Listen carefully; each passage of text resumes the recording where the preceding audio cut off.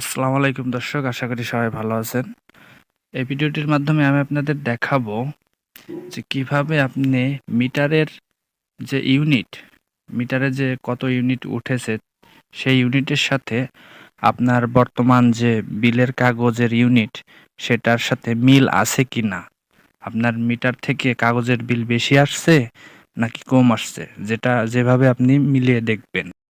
So আপনারা দেখেন যে আমার বাড়ির মিটারে ৩৯৬৫ ইউনিট দেখাচ্ছে যে আমি খরচ করেছি এ পর্যন্ত বর্তমানে। আর আমার কাগজে দেখেন, কাগজে হচ্ছে ৪০৩০ ইউনিট। এটা হচ্ছে মে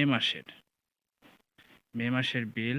মে থেকে জুনে হচ্ছে ৪০৬০ ইউনিট, মানে ৩০ ইউনিট করে বৃদ্ধি করছে, যা আমাদের মিটারের তুলনায় অনেক বেশি আসছে কাগজে। আর বর্তমান দেখেন, বর্তমানে আমার কাগজে বিল এসেছে আপনার ৪১২০ ইউনিট। তার মানে অনেক, কাগজে আর মিটারে অনেক ডিফারেন্ট।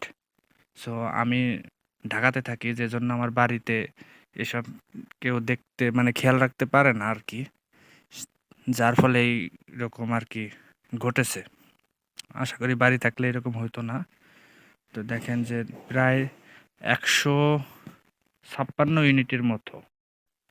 সো দর্শক দেখছেন, একটি প্লাস মাইনাস করলে আপনারা দেখতে পারবেন যে ৪১২০ মাইনাস মিটারের মিটারে যে ইউনিটটা আমার ৩৯৬৫ সমান সমান ১৫৫, সুতরাং ১৫৫ ইউনিট বেশি।